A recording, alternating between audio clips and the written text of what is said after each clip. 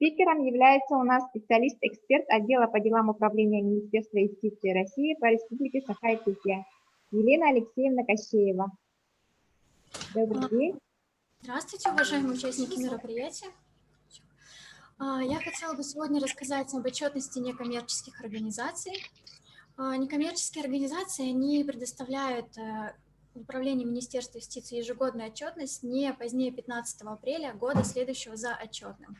В рамках обеспечения санитарно-эпидемиологического благополучия граждан в связи с распространением новой коронавирусной инфекции срок предоставления отчетности, согласно приказу Министерства юстиции Российской Федерации, был продлен на 1 июля 2020 года.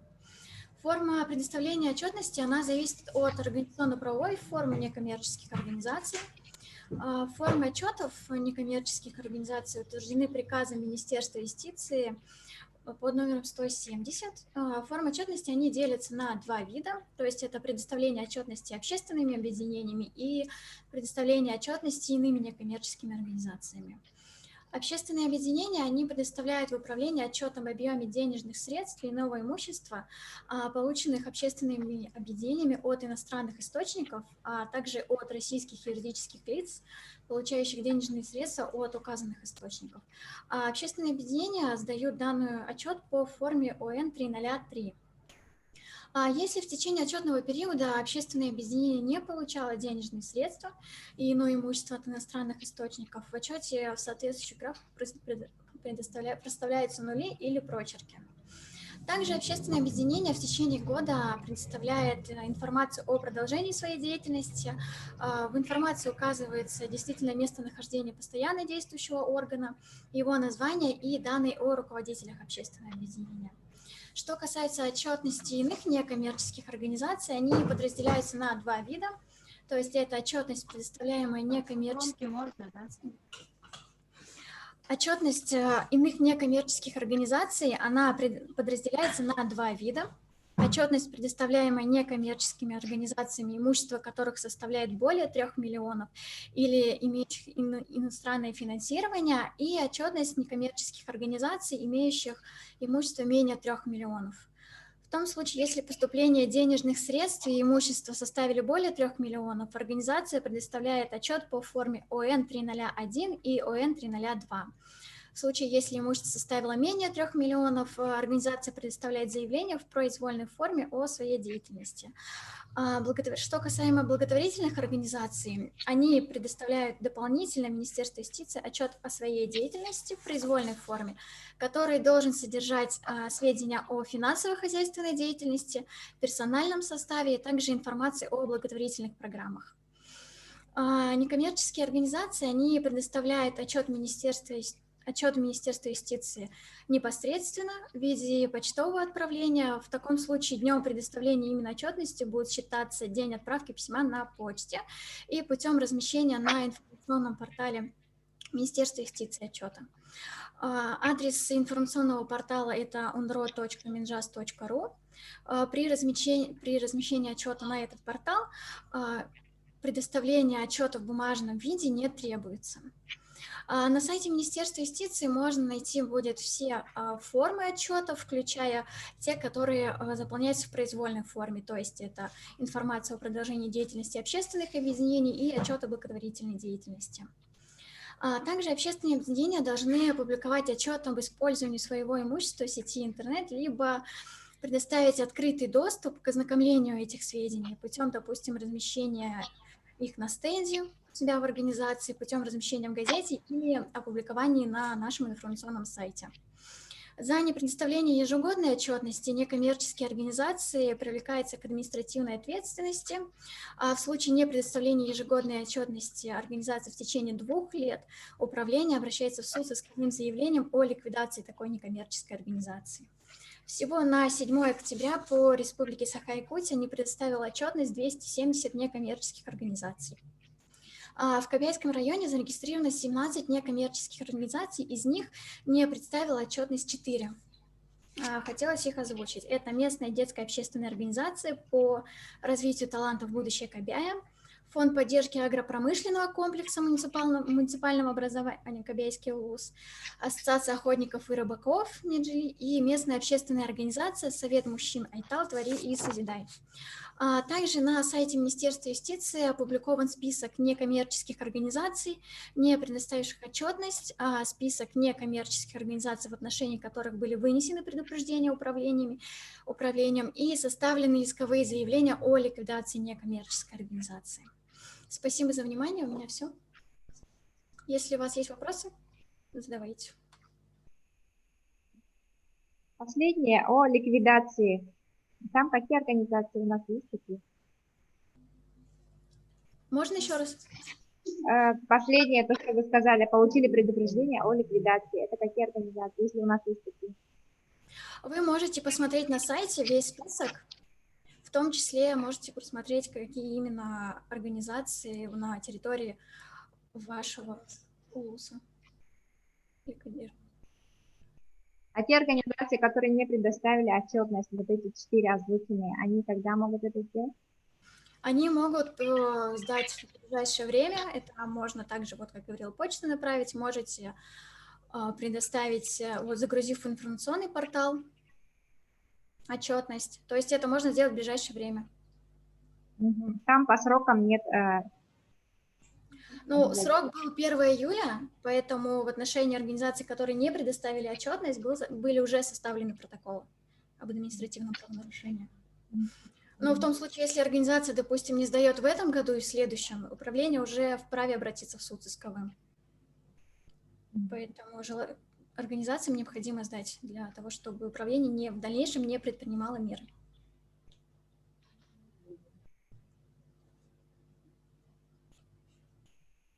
Еще хотели бы узнать, вопрос у меня есть такой. По требованиям печати организации, есть какие-то требования? Можно еще раз, какие требования? Печати организации. Нет, не имеется. Не имеется, да?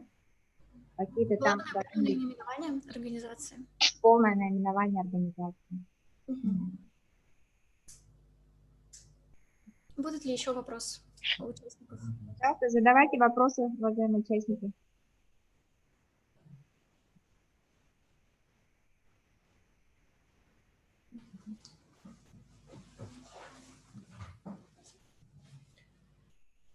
Здравствуйте, уважаемые участники. У меня есть немного дополнений к выступлению Елены Алексеевны. Я заместитель начальника отдела по делам некоммерческих организаций Стручкова Ольга Сергеевна.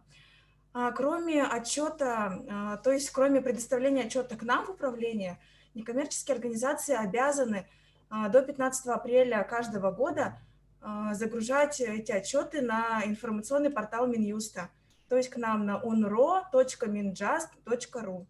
Получается две обязанности. Но в случае, если вы загружаете этот отчет на вот этот портал информационный, то вы исполняете обязанность, вот эту две обязанности в одной. То есть вы загрузили, и все, и у вас считается исполнена эта обязанность.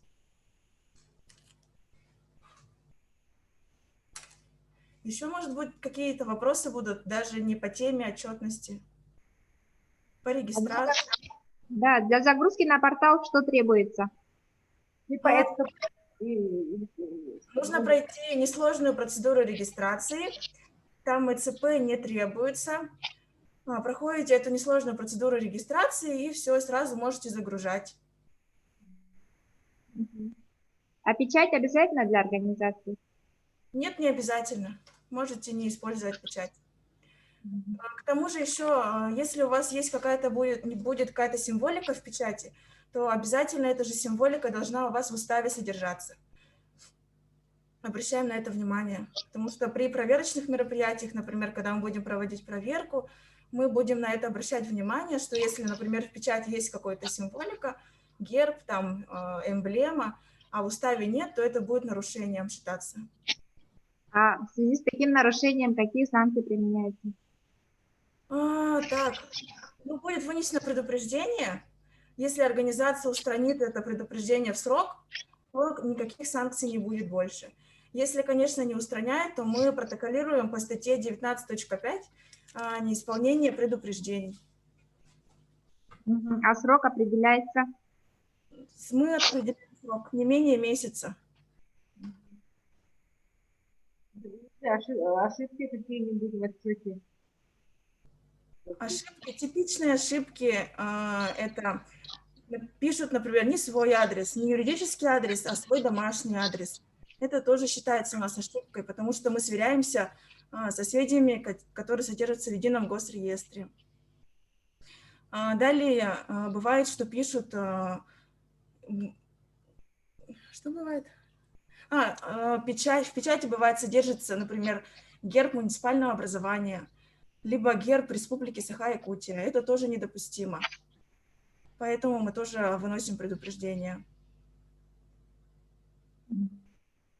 И это ошибки исправлять должны в течение месяца, да? Ну, не менее чем месяц мы выносим предупреждение со сроком устранения. Если устраняют, то все хорошо, мы снимаем с контроля. Ну и все, предупреждение у нас исполнено считается.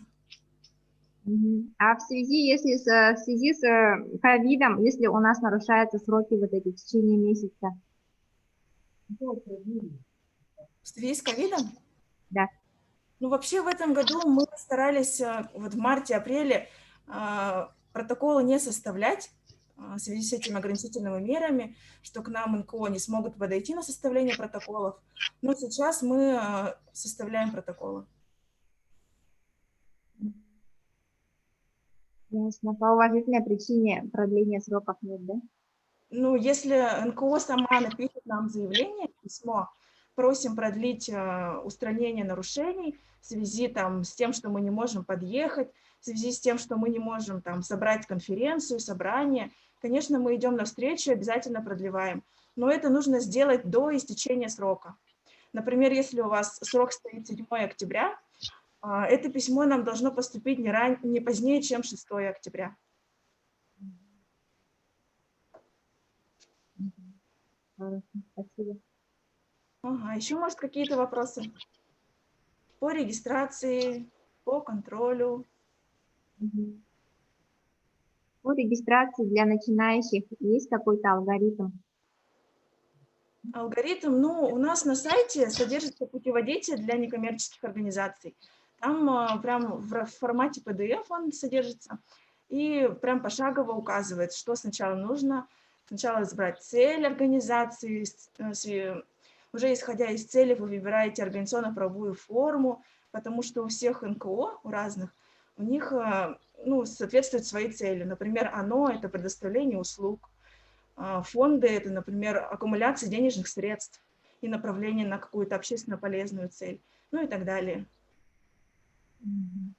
А если вот мы зарегистрировались, да, регистрацию прошли, НКО прошла, а поехать не сможем, а как мы можем получить документы? То есть вы уже документы к нам прислали? Регистрацию прошли, а Да, вы документы... нам присылаете заявление, просим выслать наши документы почтой по такому-то адресу. Мы спокойно эти документы все высылаем почтой. На электронке пишем. Да, да. Ну, можете на электронку и продублировать обязательно лучше в письменном виде оригинал.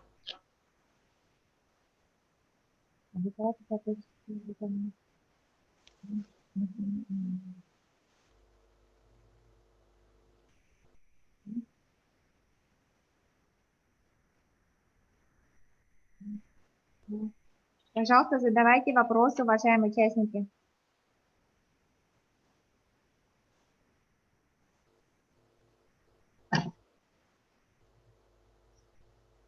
А так у нас практически ежемесячно проводятся семинары, практикумы. В управлении здесь лично кабинет 100. Мы объявляем заранее.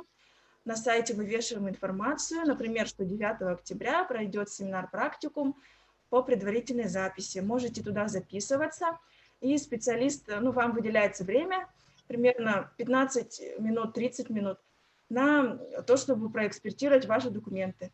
То есть вы приносите, например, свои документы готовые, вы в них не уверены, специалист посмотрит, скажет, какие ошибки, что неправильно в заявлении, в уставе, в протоколе. Ну, получается, получать полную консультацию. Это бывает у нас раз в месяц. В дистанционном формате это делаете, да? В дистанционном формате у нас в апреле, в мае проходило в прямом эфире Инстаграм. Пока не предусмотрено у нас такого. Думаю, в дистанционном формате вы можете через ресурсные центры, через единый ресурсный центр все это проводить.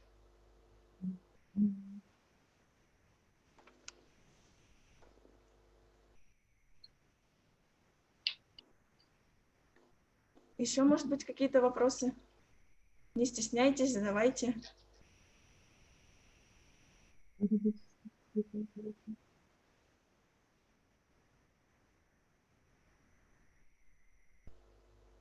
Ознакомливайтесь со списками, которые у нас на сайте опубликованы. Это списки не представивших отчетность, списки тех, кому предупреждение вынесено, там срок написан, установленный, по какой причине, и списки тех НКО, на которых составлены исковые заявления о ликвидации либо признании прекратившим деятельность в качестве юрлица общественного объединения.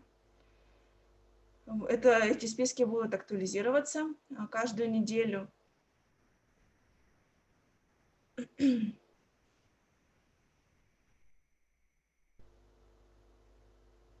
Пропустили срок, да, получили предупреждение, и председатель сам заболел и не сможет срок, вот, во второй срок предоставить документы. Может за него кто-то сделать отчет или как? А сами, например, через информационный портал представить отчетность он не сможет удаленно. Это можно даже с телефона сделать. Там процедура регистрации вообще несложная. Полное наименование организации нужно, учетный номер, ОГРН, ну и все. Подпись там не вводится, да? Нет, там не нужна подпись. Ага. Ну, это тоже может сделать, кстати, и другое лицо. Указывается руководитель нынешний, который по ЕГРЮ является руководителем, и все, там подпись не ставится даже. Главное, чтобы эта отчетность к нам поступила.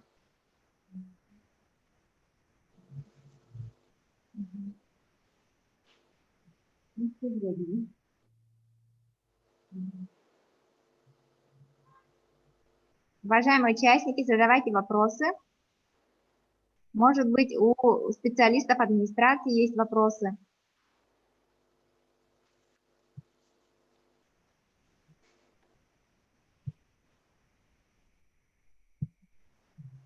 По земле, может, какие-то споры, нет?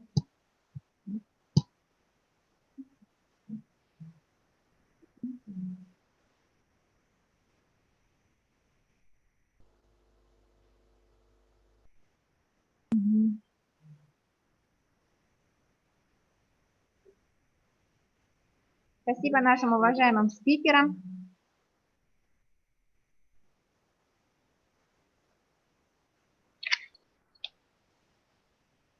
Так, у нас еще по школе НКО, по отчетности у кого-то есть еще вопросы?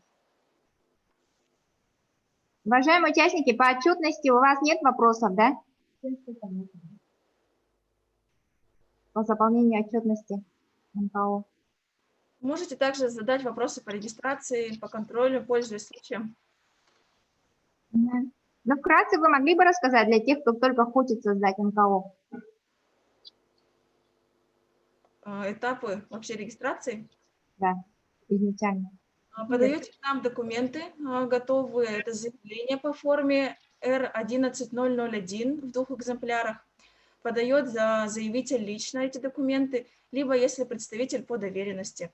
Но тогда в этом случае подпись заявителя должна быть нотариально заверена. 2 заявления, 2 решения о создании протокола общего собрания учредителя, либо решение учредителя, и 3 устава нам представляется. 2 в прошитом виде, 1 в непрошитом. Также оплачивается квитанция на пошлину, это 4000 для некоммерческих организаций. Эти документы представляются нам лично, либо Почтой России представляются, либо через портал госуслуг, но тут уже нужна электронно-цифровая подпись. У нас НКО на территории Республики Саха-Якутия достаточно активные. Уже многие пользуются этой услугой через портал госуслуг. И очень удобно и нам, как госоргану, который предоставляет эту услугу, так и некоммерческим организациям, потому что они к нам не приходят. Все документы представляются ими через портал госуслуг дистанционно. К тому же при представлении через портал госуслуг госпошлина не взимается. Это все предоставляется бесплатно. То есть, когда вам приходит отказ, вы можете спокойно представить документы заново, не оплачивая госпошлину повторно. Вот. Упрощает как бы документооборот, в том числе мы направляем налоговый тоже электронно, и это проходит быстрее тоже для налоговой. И документы потом получаются заявителем лично, если есть желание, например, лично в бумажном варианте получить эти документы: свидетельство, устав и документы налоговой.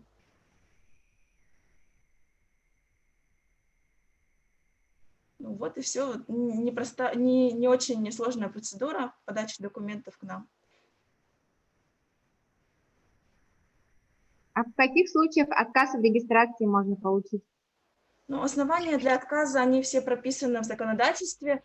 Мы не можем туда не добавлять что-то, не убавлять. В Федеральном законе о некоммерческих организациях, в Федеральном законе об общественных объединениях, о свободе совести, о религиозных объединениях, все это прописано. Там, если не соответствует законодательству, либо если оформление неверно, ну, там достаточно оснований, недостоверные сведения представлены. Типичные нарушения, допускаемые заявителем при регистрации, тоже у нас есть на сайте. Можете с ними ознакомиться и не допускать вот этих нарушений, ошибок при подаче документов. Вообще мы стараемся свой сайт сделать очень информативным, чтобы НКО смогла туда зайти и полностью от начала до конца все узнать оттуда, все формы документов, образцы, все оттуда узнать. Если какие-то дополнительные вопросы возникают, можете, конечно, позвонить к нам в отдел, специалисты отдела вас проконсультируют по вопросам. По WhatsApp у нас есть чат, по WhatsApp, если, например, какие-то документы выслать вам, образцы документов и так далее. У тебя есть номер WhatsApp? Ой, сейчас я продиктую номер WhatsApp.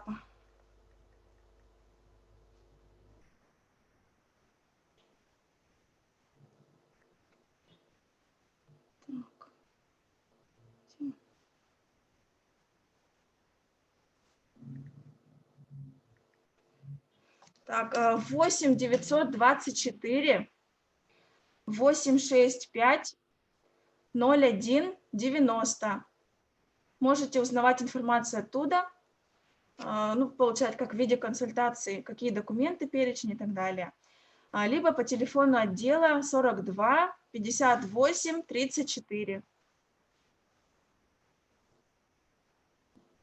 В принципе, мы всю исчерпывающую информацию даем, ну, кроме вопросов юридической направленности, их мы даем, когда у нас проходят практикумы и семинары раз в месяц. Тогда мы полностью консультируем вообще от и до.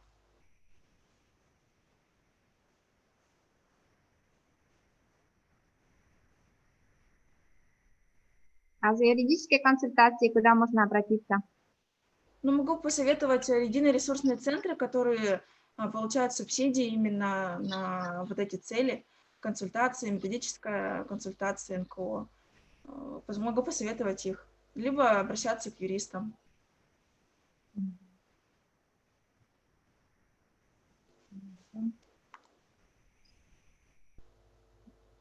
Специалистов администрации нет вопросов?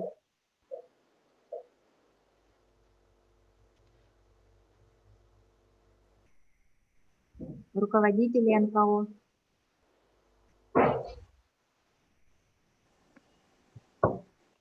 Здравствуйте, Аргунова Майя Галактионовна, Министерство по делам молодежи и социальным коммуникациям.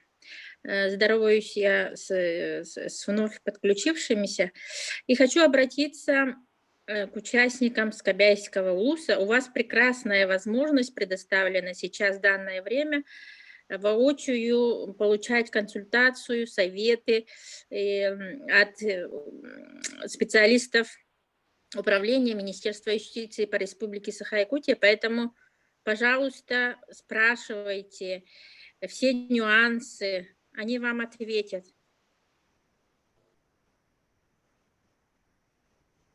Спасибо.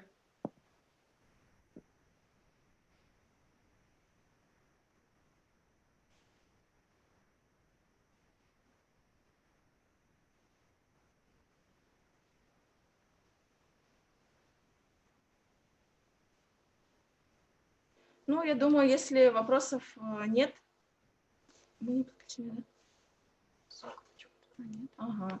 Если вопросов нет больше, то, думаю, на этом мы попрощаемся с вами. Если будут какие-то вопросы все-таки возникать, звоните по указанным номерам, обращайтесь в WhatsApp. А можно вопрос? Да, конечно. Представителям Министерства юстиции, управления. Есть вот ТОСы. Какова специфика регистрации ТОСов? Или такая же процедура их регистрации? Процедура регистрации такая же у нас в управлении. Документы представляются ровно такие же, как я озвучила до. Получается пакет документов: заявление, решение, устав и квитанция об уплате госпошлины. Но там у них есть нюансы по именно созданию, ну, до регистрации. Все прописано в федеральном законе 131. Можете там ознакомиться, ну и подавать документы к нам. Там процедура согласования устава в администрации своего муниципального образования и так далее. А так все на равных основаниях, как и с другими НКО.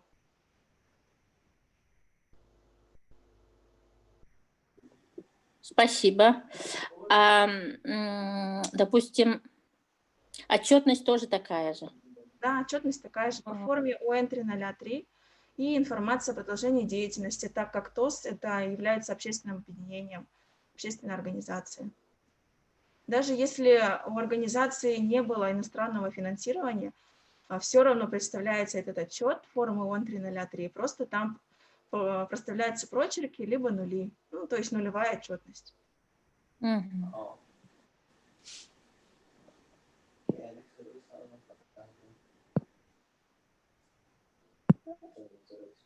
Все, спасибо. Я думаю, полезная информация была для Улуса. Все, спасибо всем за внимание. Обращайтесь к нам за вопросами, мы ответим, проконсультируем. Также обращайтесь к нам на сайт. Вся информация у нас там есть. Спасибо большое за консультацию. Было очень приятно с вами пообщаться. Спасибо, что пригласили. Много полезной информации. Спасибо большое.